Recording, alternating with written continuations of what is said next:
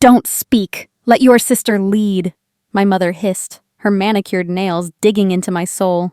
This is an adult matter, my father roared, signaling the guards to drag me out of the ballroom like a stray dog. They wanted me erased. They wanted me silent. They had no idea they were evicting the billion-dollar ghost who actually owns the keys to their kingdom. I am Eris, and tonight, I stop being their tool and start being their debt. The silence they demanded is about to become the loudest thing they've ever heard. But that explosive end was still hours away when I first pulled into the driveway, unaware that the very air in Silverwood had already turned into a trap. The tires of my modest electric sedan crunched over the fresh Connecticut powder, a sound like breaking glass in the eerie silence of the Silverwood estate. Beyond the wrought iron gates, the driveway was a parade of black Cadillac Escalades and armored Mercedes, their polished surfaces reflecting the festive glimmer of Greenwich's elite. I pulled toward the valet stand, but a flick of a gloved hand sent me away. To them, I was just another delivery driver, an interloper in a world of old money and older secrets. I parked in the shadows of an ancient oak, my fingers tracing the cold silver of my grandmother's pocket watch. She used to tell me that a house is just a skeleton of stone, but a home is where you don't have to negotiate for your dignity. Looking at the towering mansion before me, I realized I was standing outside a very expensive graveyard. I stepped out, the sub-zero wind biting at my skin. Through the towering foyer windows, I saw my mother, Sutton, drifting through the crowd like a silk-clad ghost. She was the architect of this perfection, a woman who valued the arrangement of lilies more than the hearts of her own blood. I didn't come for the champagne or the polite lies. I came because I still believed, perhaps foolishly, that family was a circle that didn't have an outside. I adjusted the collar of my coat, steadying my breath. It is a strange thing, isn't it? To travel 300 miles just to see if the people who gave you life finally have a place for you to sit. Have you ever stood on your own doorstep and felt like a trespasser? The grand oak doors swung open before I could reach for the handle, but it wasn't a welcome.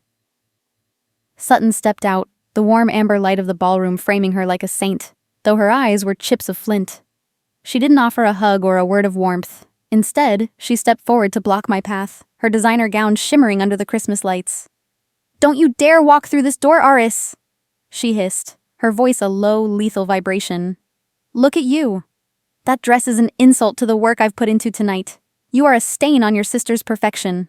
I honestly wish I hadn't brought a child so common into this world." The words hit with the force of a physical blow, a familiar poison I had spent years trying to detox from my system. I looked her in the eye, not with anger, but with a profound, weary pity. She was so terrified of a crack in the porcelain that she was willing to shatter her own daughter to keep it smooth. "Mother," I said, my voice steady despite the hammer of my heart. "I didn't come for the status. I came because I thought being a Thatcher meant something more than a line item on a ledger. I forgive you for those words, but I want you to know I won't ignore them anymore." Her lip curled in a sneer that erased 30 years of history. She didn't see a woman who had built a billion-dollar empire. She saw a nuisance. She pointed a manicured finger toward the dark, slushy path leading around the side of the house, toward the service entrance near the muddy kitchen gardens. "Go around," she commanded. "Use the service door. It's where people of your standing belong tonight. Don't embarrass us by trying to be something you aren't." In that moment, the last thread of my childhood hope snapped. She hadn't just forgotten me. She had systematically deleted me. I turned away without a second plea. I have learned that you cannot reason with a storm. You can only find shelter from it. My boots sank into the freezing mud of the side path, the designer leather ruined within seconds. I passed the kitchen staff, their faces silhouettes of confusion and quiet pity as they watched a woman in evening wear trudge through the slush. I reached into my pocket, my thumb rubbing the engraved initials on my grandmother's watch. I realized then that the most valuable things in life aren't the ones you can buy, but the ones you refuse to sell. They could control which door I walked through, but they had no power over the light I carried inside. As I neared the heavy steel service door, my phone vibrated in my clutch. It was an automated notification from Vanguard Nexus, the firm I owned in secret. A routine security ping had just originated from the Thatcher global server, the very server I had been anonymously subsidizing for 3 years to keep my father's company from collapsing. It was a chilling irony. My family's entire digital existence, their wealth, their secrets, and their perfection, were currently guests on my private network. They were living in a house I built, yet they wouldn't even let me walk through their front door. I pushed open the heavy kitchen door, the scent of roasted turkey and expensive cigars hitting me like a physical assault. The heat of the room was stifling, a contrast to the freezing clarity I had found in the snow. I stood in the steam and noise of the service corridor, a billionaire ghost in a house of cards. Looking back now, I should have seen the end coming, but I was too busy trying to survive the beginning. I straightened my shoulders, wiped the mud from my heels, and prepared to face the lions. From the grand hall beyond the swinging doors, I heard a burst of rhythmic applause. Then came Vesper's voice, bright and predatory, echoing through the speakers. "And now," she announced to the elite crowd, "I am proud to unveil the breakthrough I've spent 3 years perfecting in total secrecy, the Nexus Prime Protocol." I froze. That wasn't her breakthrough. It was mine. She wasn't just stealing my seat at the table. She was stealing the very soul of my work. I pushed through the swinging doors, slipping into the shadows of the grand ballroom. The transition from the stark, fluorescent light of the kitchen to the amber glow of 1,000 candles was jarring. There she was, Vesper, draped in emerald silk, standing on the illuminated stage like a tech messiah. Behind her, a massive screen projected lines of code, my code. I watched my own logic, my own security protocols, being dissected and presented to an audience of elite investors and federal contractors. A close-up of my face in a mirror near the entrance revealed a mask of stone, but internally, I was a hurricane of icy clarity. I remembered an old saying, "A thief can steal your treasure, but they can never steal the mind that created it." As I moved closer to the stage, my eyes narrowed at the projected data. In her haste to rob me, Vesper had been careless.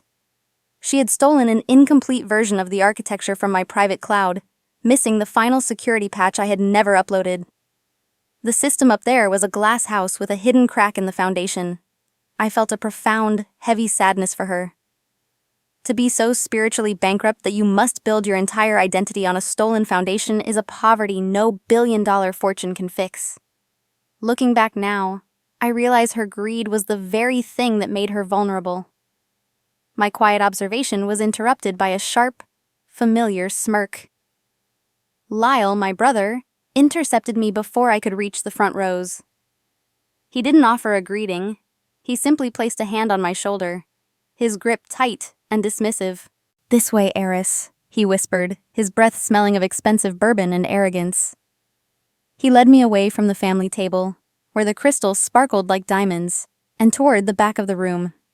He pointed to a wobbly white plastic folding chair tucked into a corner near the restroom entrance. "Since you didn't contribute to the development fund, this is your assigned spot. Try not to make a scene." I sat down, the plastic creaking under my weight. A few moments later, my father, Thatcher, leaned over from the aisle, his voice a low, threatening growl that didn't match the festive decorations. "Sit here and stay silent," he commanded, his eyes not even meeting mine. "You've been a costly mistake we've had to fund for 30 years. Don't ask for a seat you haven't earned." I looked at the opulent family table, laden with silver and fine wine, and then back at my humble plastic throne. "Father?" I replied, my voice a steady, calm anchor in his storm. "A chair doesn't define a person's value. I'd rather sit on plastic with a clean conscience than on velvet with a soul full of debt." The moral divide in the room was as stark as the lighting. On one side, the sparkling illusion of success. On the other, the uncomfortable reality of truth. I didn't feel small. In fact, sitting on that cheap plastic, I felt more substantial than anyone else in the building. During the intermission, Vesper approached me, her face flushed with the adrenaline of her false triumph. She leaned down, pretending to adjust my collar for the benefit of the nearby photographers, while whispering, "I took what I deserved, Aris. You're just a technician. I'm the face of the future. Consider this your final donation to the Thatcher name." I didn't argue. There is no profit in fighting with someone who believes their own lies. I simply looked at her and felt the weight of the legal implications shifting. By presenting my proprietary work to federal contractors as her own, she had just moved from family drama into the territory of federal IP theft. Under U.S. patent law, my time-stamped logs and encrypted backups were a shield she didn't even know existed. Have you ever noticed how the more people try to bury you, the more they provide the soil for your growth? My silence wasn't submission. It was a strategic withdrawal. Near my table, an elderly waiter fumbled with a heavy tray of crystal flutes, his hands trembling under the weight. While the rest of the room ignored him, I stood up and steadied the tray, offering him a genuine, warm smile. "I've got it," I whispered. He looked at me with a startled gratitude, seeing a human being in a room full of statues. Kindness is the only currency that doesn't lose value when the world turns cold, and I refused to let my family's cruelty turn me into a person I didn't recognize. I watched him move on, a small spark of humanity in a very dark night. I turned my attention back to the stage as the formal Kwanda session began. Vesper was preening, basking in the light, but the air in the room was beginning to change. I watched her return to the podium to take questions from a senior senator, knowing that the genius she had put on display was about to face its first real pressure test. I didn't need to scream to be heard. I just had to wait for the foundation she had stolen to groan under the weight of her ambition. I didn't know what was waiting for me next, but I felt a strange sense of peace. The senator leaned into his microphone, his brow furrowed as he looked at the technical schematics on the screen. "It's an impressive system, Miss Thatcher," he began, his voice echoing through the silent hall. "But I'm curious about the fail-safe protocol. How does the architecture handle a Tier 1 breach if the encrypted key is revoked from a secondary node?" I saw Vesper's smile falter, a flicker of genuine panic crossing her eyes.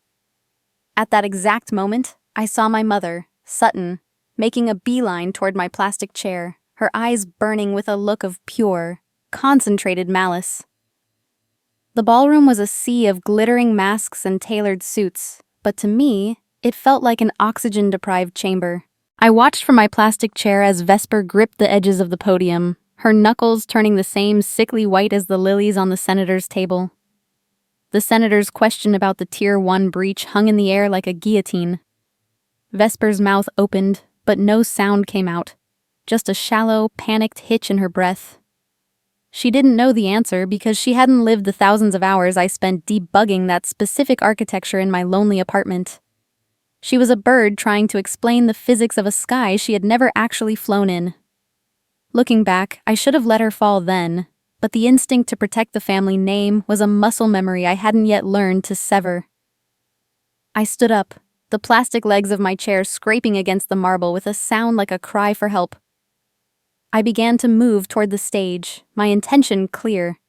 I would whisper the failsafe protocol to Vesper, saving her, saving my father's reputation, and preserving the fragile illusion of our family's competence. I wasn't doing it for applause. I was doing it because kindness shouldn't be conditional, even when it isn't returned. Have you ever tried to save someone who is busy digging your grave? It is a special kind of exhaustion, a labor of love that is rarely ever fruitful. I never reached the stage. Sutton intercepted me with a speed that was almost predatory. Her hand clamped down on my forearm, her manicured nails digging into my skin with bruising force. She leaned in so close I could smell the expensive gin on her breath, her eyes burning with a look of pure, concentrated malice. "Don't speak. Let your sister lead," she hissed, the words vibrating with a quiet, lethal intensity. "You don't have the brain for this, heiress. You never did. Your only function in this family is to be the shadow that makes Vesper shine. Don't try to be a person when you are just a tool." The physical pain was secondary to the absolute erasure of my existence. In her eyes, I wasn't a daughter or a genius. I was an appliance, a background noise she wanted to mute. I felt my heart hammer against my ribs, a trapped bird seeking an exit. Yet, I didn't pull away. I looked her in the eye with a gaze that was far steadier than hers. I remembered a philosophy I once read. A person's character is their fate, and mine will not be defined by your cruelty. I didn't realize it then, but that moment of silent defiance was the first brick I laid in my own fortress of independence. I chose to stay whole while she tried to break me. I broke her grip and pivoted away, but I didn't go back to my seat. I saw a real-time alert flashing on my phone. The system was undergoing a massive data leak. Vesper's bypass of my security protocols had opened a backdoor that was currently being exploited by offshore entities. This wasn't just a technical glitch. It was a financial death sentence for Thatcher Global. I walked to the head of the table where my father sat, his face a mask of Geotalk pride. I placed the phone in front of him, showing him the red-lined logs of the breach. "Father, look at the outbound traffic. If you don't shut the node down now, the licensing will be voided and the data will be lost." Thatcher didn't even look at the screen. He didn't see the billion-dollar warning. He only saw his unstable youngest daughter interrupting his moment of glory. He reached for his crystal wine glass and slammed it onto the marble table with such violence that it shattered into 1,000 glittering shards. One sliver of glass flew up, nicking the back of my hand. "This is an adult matter, heiress," he bellowed, his voice booming over the senator's continued questions. "You have never been a part of the Thatcher name. You are a mediocre ghost carrying our name by accident. Don't ever hallucinate that a child's voice has value here." The room went silent, the kind of silence that follows a gunshot. The senator looked away in embarrassment. The guests stared at their plates. In the eyes of U.S. corporate law, Thatcher's refusal to acknowledge a reported security breach was a gross negligence of fiduciary duty. He was legally sealing the fate of the firm, but he was too blinded by his own ego to see the ledge he was standing on. I looked at the small bead of blood trickling from my hand, the red striking against the white marble. I felt a strange, cold peace wash over me. I finally understood. Wisdom is knowing when your help is no longer a gift, but an unwanted interference. A young intern for the senator, a girl who couldn't have been more than 22, looked at me with a face full of horror and pity. She was seeing the reality of the Thatcher family, the rot beneath the gilding. I reached into my clutch, pulled out a clean silk napkin, and quietly handed it to her as she accidentally spilled her water in the commotion. "Don't let their storms shake your peace," I whispered to her. She looked at me with wide, grateful eyes, recognizing a human being in a room full of statues. I didn't need to be saved by her. I needed her to know that dignity is a choice we make for ourselves. True power isn't in the ability to humiliate others, but in the ability to remain whole when others try to break you. I straightened my shoulders, the weight of their hatred filling the room like a physical pressure, but I didn't bow to it. I was no longer the daughter they could muzzle. I was the architect who held the keys to the very kingdom they were trying to steal from me. My father's shouts and my mother's grip were the desperate actions of people who knew, deep down, that they were losing control. They were drowning in their own pride, and I had finally stopped trying to be their life jacket. I took the silk cloth and wiped the blood from my hand, the movement slow and deliberate. The pain was there, a sharp, localized sting, but it was grounded. It reminded me that I was real, and they were the ones living in a dream. Have you ever reached the point where you realize that no matter what you do, you will never be enough for people who are committed to seeing you as less? That realization isn't a defeat, it's a liberation. That's where it all started, the moment I stopped being their victim and started being my own sovereign. I began to walk back to my plastic chair, but I stopped when I saw Lyle. He was leaning against the table near my bag, his eyes gleaming with a malicious, childish intent. He was looking at the pocket watch I had placed on the table for a brief second when I reached for my phone. It was the last piece of my grandmother I had left, the only anchor to a woman who actually loved me. I saw him reach for it, his fingers curling around the silver casing. He didn't want the watch. He wanted to destroy the only thing that made me feel safe. I didn't know what was waiting for me next, but the air in the room suddenly felt very, very cold. The cold in the ballroom didn't come from the air conditioning. It radiated from Lyle's eyes as he tightened his grip on my grandmother's silver pocket watch. I reached for it, my fingers trembling with a desperate, silent plea, but he was faster. With a sneer that twisted his handsome features into something monstrous, he held it up like a trophy before the guests, who watched with the detached curiosity of people at a theater. Before I could utter a word, he flicked his wrist, dropping the watch into a bucket of melting ice and discarded food waste. The hollow splash was the sound of my last anchor breaking. I stood frozen, the laughter of the elite crowd ringing in my ears like a shrill alarm.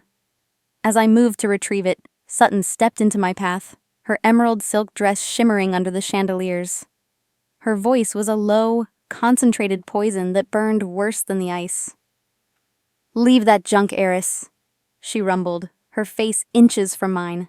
"You are exactly like your grandmother, a failure who died in poverty clinging to trinkets. Don't bring the stench of her desperation into this night. You are a mistake from the moment you were born, and tonight, we are finally correcting that error." The air left my lungs, leaving behind a vacuum of icy clarity. For 30 years, I had searched for a spark of motherly love in her, but looking at her now, I realized the fireplace was empty. I didn't cry. I didn't shout. I simply stood taller, my spine becoming a pillar of steel. I looked at the woman who gave me life and felt a profound sense of detachment. "Mother," I said, my voice carrying with a quiet authority that silenced the immediate circle of guests. "A person's worth is not measured by the glitter on their table, but by the integrity of their soul. I am not a mistake. I am simply the only person in this room who doesn't need a mask to be seen." I reached past her, my hand plunging into the cold slurry of the waste bucket. My fingers found the silver casing, grimy and freezing, and I pulled it out. I wiped the slime from the glass with the edge of my sleeve, my touch gentle, as if I were healing a wound. I remembered my grandmother's soft voice telling me that the heart that breaks open can finally hold the truth. I realized then that the bridge to this family hadn't just been damaged, it had been burned to the very last piling.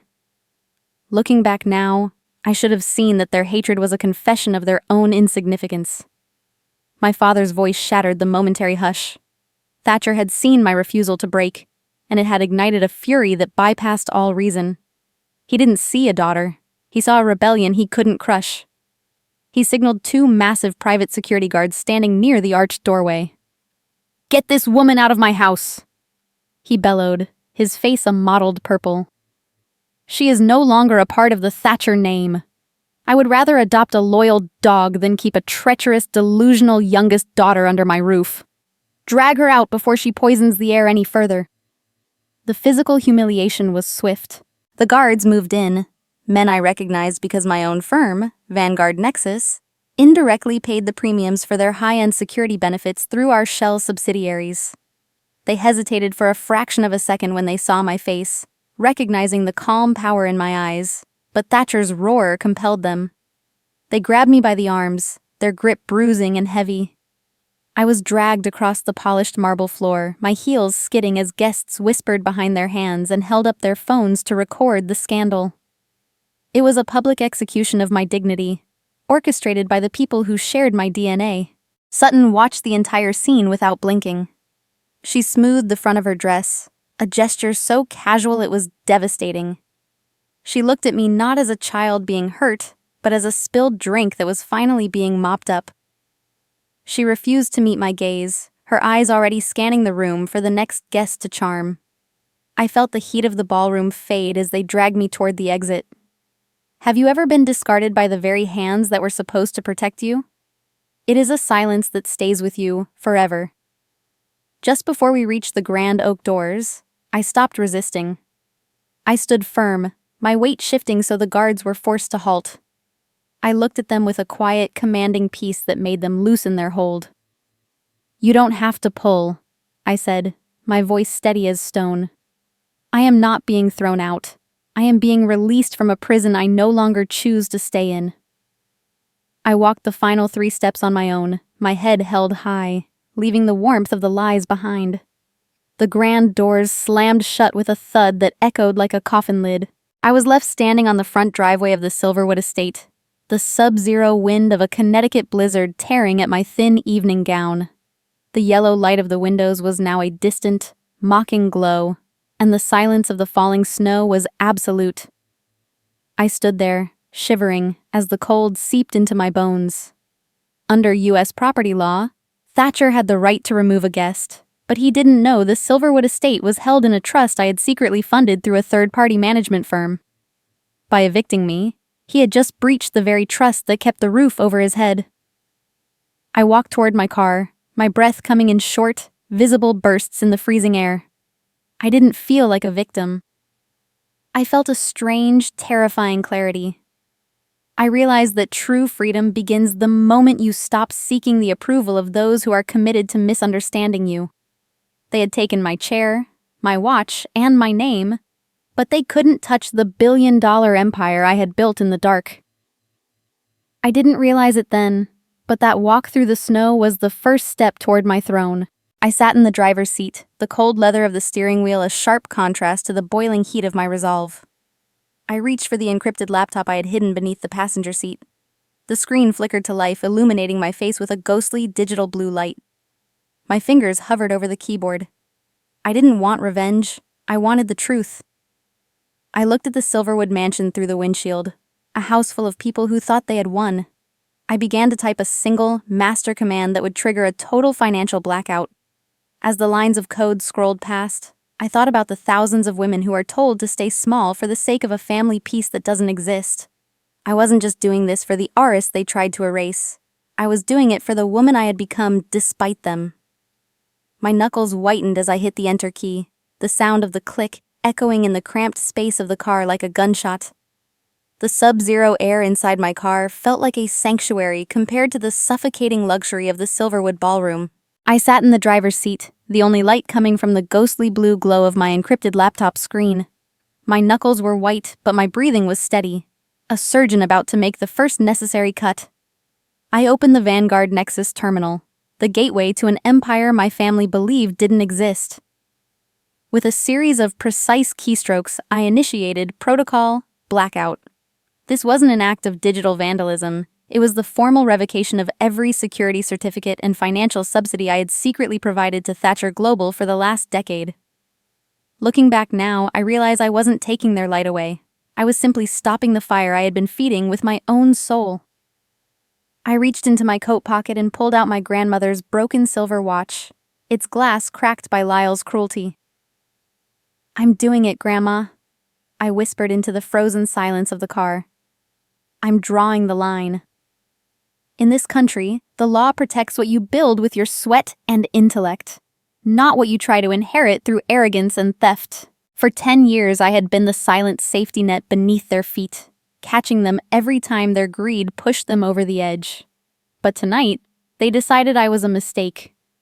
Tonight, they decided I was a tool to be discarded. I felt a surge of empowered clarity. You cannot enjoy the fruits of a tree while you are busy chopping down its roots. I hit confirm. The command traveled through the fiber optic veins of the East Coast in milliseconds. I watched the status bars turn from green to a lethal terminal red. Behind me, the Silverwood mansion stood like a gilded fortress, but I knew that within those walls, the world was about to stop. Have you ever reached the point where you realize your kindness has become an invitation for abuse? It's a painful awakening, but it's the only way to find your own strength. I didn't feel like a villain. I felt like a homeowner finally changing the locks on a house that had been overrun by squatters who shared my blood. Inside the Grand Hall, the collapse was instantaneous and cinematic. I could almost hear the heartbeat of the house skip. Suddenly, the $50,000 Swarovski-encrusted Christmas tree flickered and died, plunging the elite guests into a confused, amber gloom. The festive music cut out mid-note, replaced by the low, panicked hum of 500 people suddenly robbed of their theater. On the massive presentation screen where Vesper had been preening, the Nexus Prime demo vanished. In its place, a single terrifying line of text appeared in blood-red letters. Access revoked. Unauthorized IP usage. The thief had been locked out of the vault. The financial dominoes began to fall before the guests could even find their coats. Lyle, ever the glutton, tried to finalize a massive champagne order at the bar, but his black card was declined with a sharp, digital buzz. Thatcher and Sutton both received synchronized alerts on their phones. A cold robotic notification that their joint accounts, tied to the trust I managed, had been frozen for inconsistent fiduciary compliance. They were millionaires on paper and paupers at the pump. My father began to scream at his assistants, his voice a frantic, ugly rasp that echoed through the dark hall.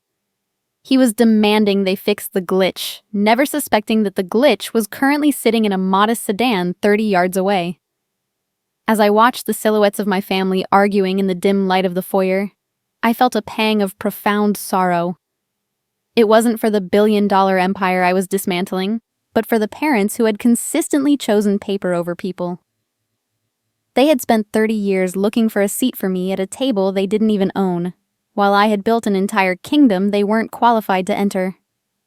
The hardest thing to lose isn't a fortune. It's the hope that love doesn't have a price tag. I realized then that they weren't just losing their money. They were losing the only person who had been willing to protect them from themselves. The silence was broken by the violent flash of blue and red lights. My father, in his blinded rage and suspicion of my tech meddling, had called his friend, Officer Miller. The patrol car pulled up beside my sedan, the lights painting the falling snow in shades of police emergency red. Thatcher marched out onto the porch, pointing a trembling finger at me through the storm. "She's a trespasser," he shrieked, his voice cracking in the cold air. "She's hacking our systems. Arrest her before she destroys this family." He wanted to use the law as a final leash to pull me back into the kennel. I remained perfectly calm as Officer Miller approached my window. I knew the legal landscape of Connecticut as well as I knew my own code. "Heiress Thatcher?"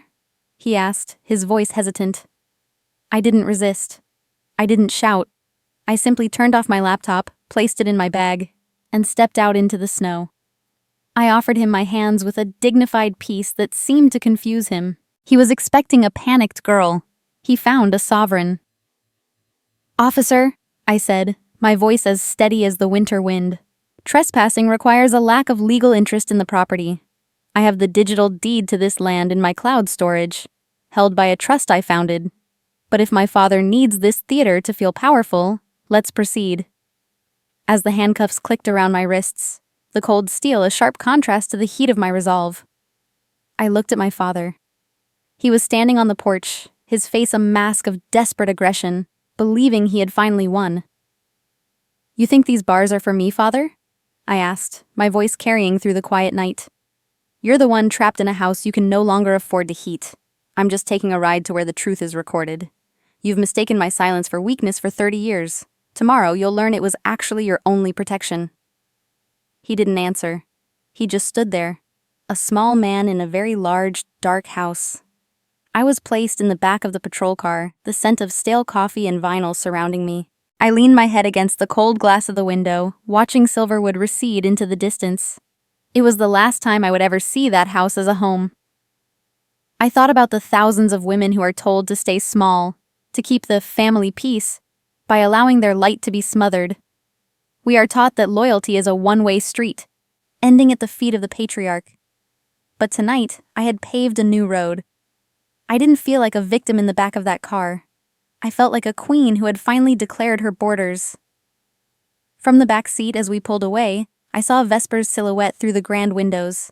She was frantically arguing with a man who had just arrived at the side door. I recognized the frame immediately. It was Greer, my former head of security, the person I had once trusted with the keys to Vanguard Nexus. A cold pit formed in my stomach. Just as the car reached the end of the driveway, my phone, tucked in my bag, vibrated with an incoming encrypted audio file from my lead auditor. I bypassed the lock and hit play. The recording was a leaked conversation from 3 weeks ago. Greer's voice was unmistakable. "She won't see it coming, Vesper. I've got the back doors opened. Once you present the code at the Christmas party, we'll file the secondary patents in your name and have Eris committed for a psychological evaluation. We'll erase her before the sun comes up." I closed my eyes, the betrayal sinking in like a slow-acting venom. They hadn't just tried to exclude me. They had planned my total legal and mental annihilation. I gripped my grandmother's watch in my pocket, the broken glass biting into my palm. I didn't know what was waiting for me at the precinct, but I knew one thing for certain. The time for mercy had ended. The patrol car pulled away from Silverwood, leaving the burning silhouette of my past in the rearview mirror. I sat in the hard plastic back seat, the cold silver of my grandmother's pocket watch pressed against my palm. The recording played in my mind like a loop of barbed wire. Greer and Vesper had planned to have me committed, to legally erase my existence while they feasted on the remains of my work.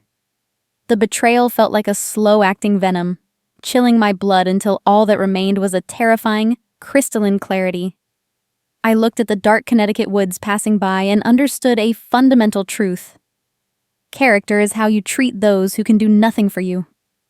My family had failed that test for 30 years, and tonight, the debt was finally coming due.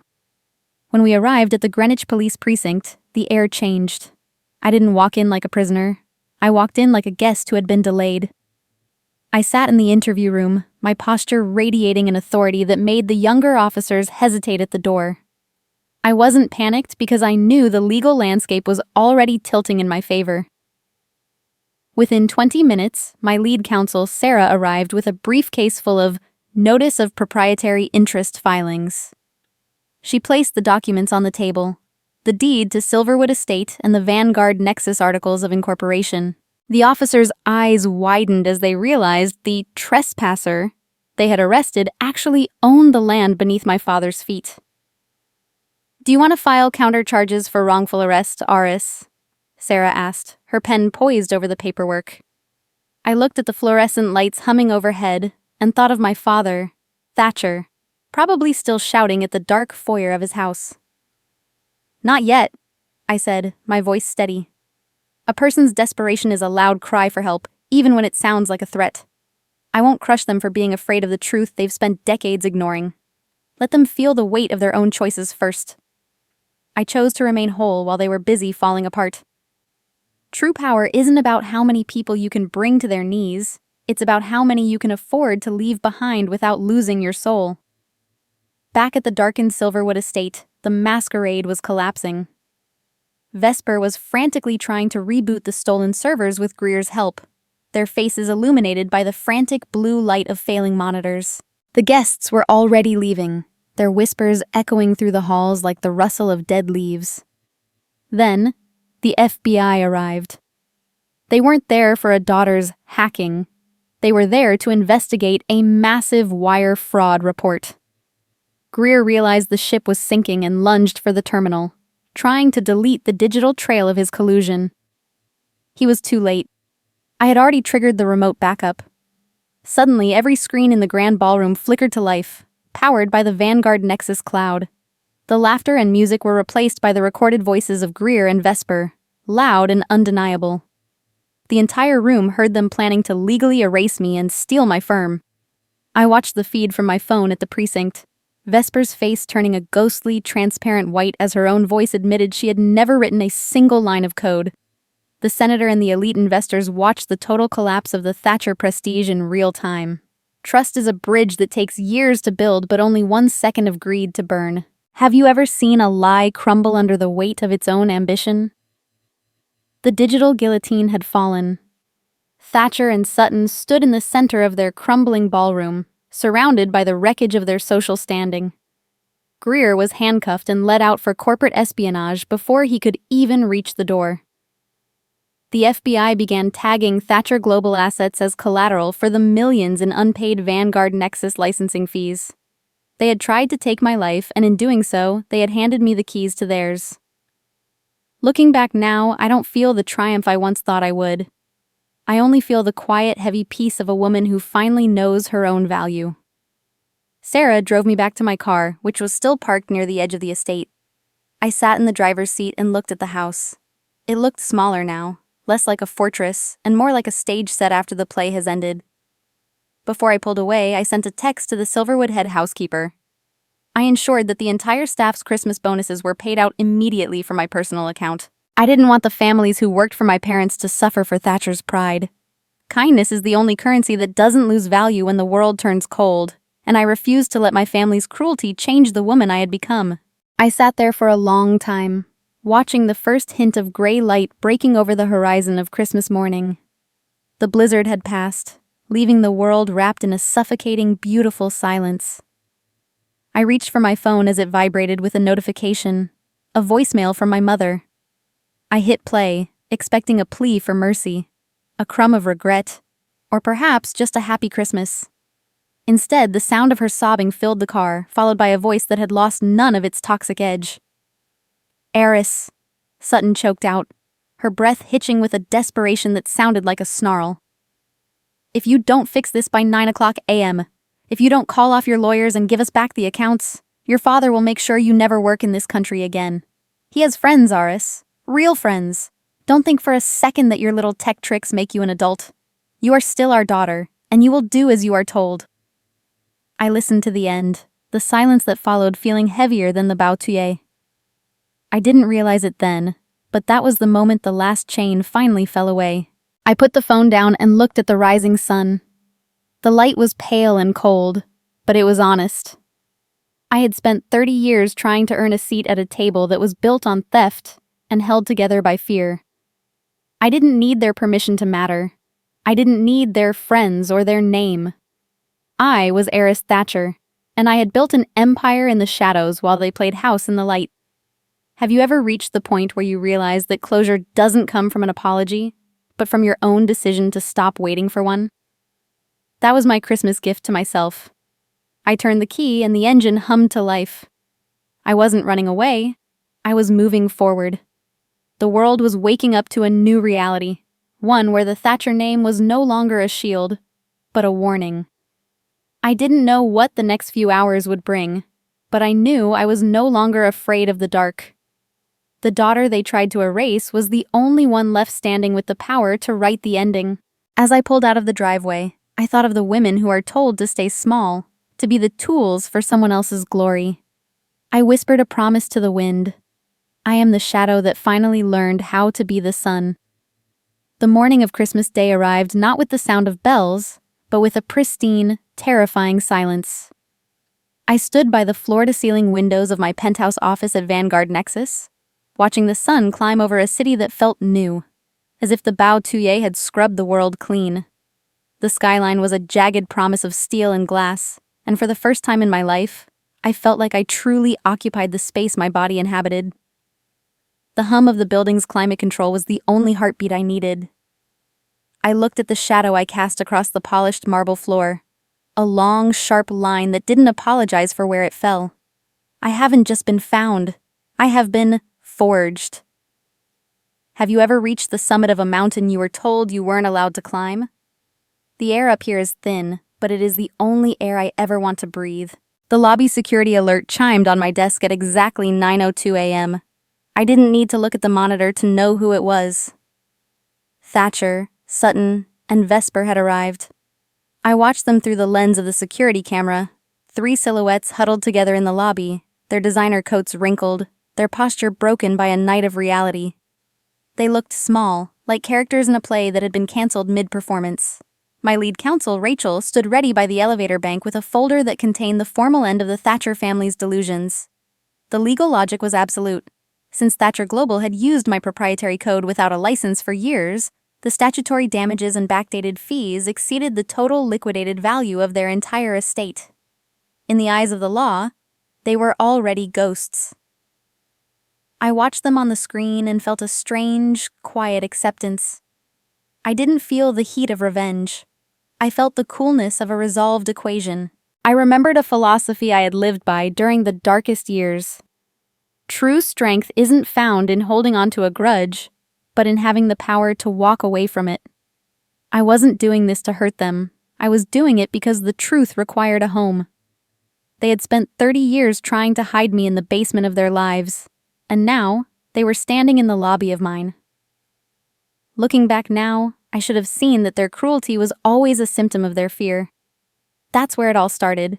The realization that I didn't need to be their victim to be my own hero. The elevator doors hissed open, and the family was ushered into my office. The transition from the lobby to my inner sanctum was a journey through a world they didn't understand. They saw the obsidian desk, the banks of humming servers, and the awards for technological innovation they had never bothered to ask about. They stopped in their tracks when they saw me sitting there. I didn't stand. I didn't smile. I sat behind that desk like a figure carved from glass and steel. Sutton was the first to speak, her voice trembling but still trying to find that soft, manipulative frequency she had used to silence me for decades. "Aris, sweetheart," she began, her eyes darting around the room. "Let's just sit down. No tech talk, just family. We can fix this together." I raised my hand. the movement slow and deliberate, mirroring the exact gesture she had used to muzzle me at the ballroom table the night before. I watched her breath hitch as she recognized the reflection of her own cruelty. "Don't speak," I said, my voice a calm, lethal anchor in the room. "Let the creditor lead. You are right, Mother. This is an adult matter, and as it turns out, I'm the only adult in this room with a positive balance."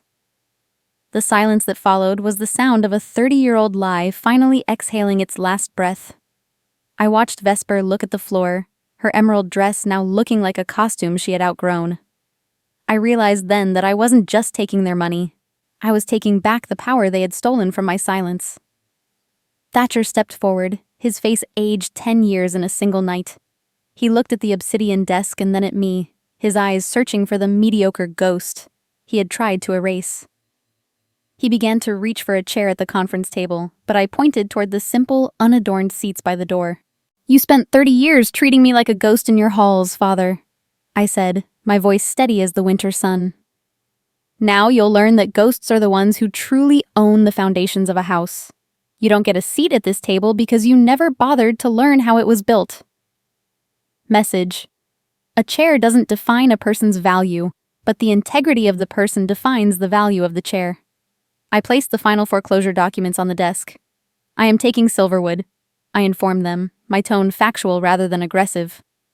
Thatcher began to object, but the words died in his throat when he saw the signatures on the deeds. "I am not taking it for revenge. I am taking it for restoration." Within 90 days, the Silverwood estate will be converted into a sanctuary for women and children who have been discarded by their families, those who were told they were too much or not enough. It will be a place where names are recorded, not erased. I watched the realization sink in. I wasn't just winning a legal battle, I was reclaiming the narrative of our entire history. Despite the absolute power I held in that room, I refused to become the monster they had been. I didn't leave them on the street. I handed Rachel a secondary folder. "I have established a modest trust fund for your basic living and medical expenses," I said, looking at my parents. "It will be managed by an independent third party. You will have a roof over your heads and food on your table, but you will never again have the power to influence my life or my name." I was acting on the basis of mercy, not malice. My character wasn't built on their ruin, but on my own resilience. I realized that the best way to honor my grandmother's legacy was to be the kind of woman who could protect her enemies without losing herself. As the security team led them out, I reached into my pocket and touched the silver casing of my grandmother's pocket watch. It had been repaired, the glass clear and the gears humming with a rhythmic, steady heartbeat. I realized then that family isn't a matter of blood or DNA. It's a matter of who remembers your worth when there is no applause left. I had lost an illusion of a family, but I had gained the reality of myself. Heiress Thatcher was no longer a footnote in a gilded ledger. I was the author of the entire book. Have you ever rebuilt your life from the ashes of a betrayal? It's a quiet, holy process, and it ends with a strength that no one can ever take away. I stood by the window again, watching the Vanguard Nexus logo reflect in the glass against the backdrop of the city. The daughter who was once a costly mistake was now the woman who was more than enough. I felt an inspirational peace wash over me, a liberation that didn't need to shout to be felt. I didn't realize it then, but that morning was the first day of the rest of my life. I was no longer defined by the doors they closed, but by the horizons I had opened for myself. The shadow had finally learned how to be the sun. I turned away from the window, picked up my coat, and walked toward the door. I didn't look back at the obsidian desk or the empty chairs. I walked out into the crisp, cold air of a New York Christmas, my breath visible and honest. The world was waiting, and for the first time I knew exactly who was walking into it. I am Eris, and I am finally home. Have you ever lived something like this? Have you ever had to draw a line in the snow to find your own soul? Tell me your story below. I read every one of them, and I want you to know that your voice has value, even in the silence.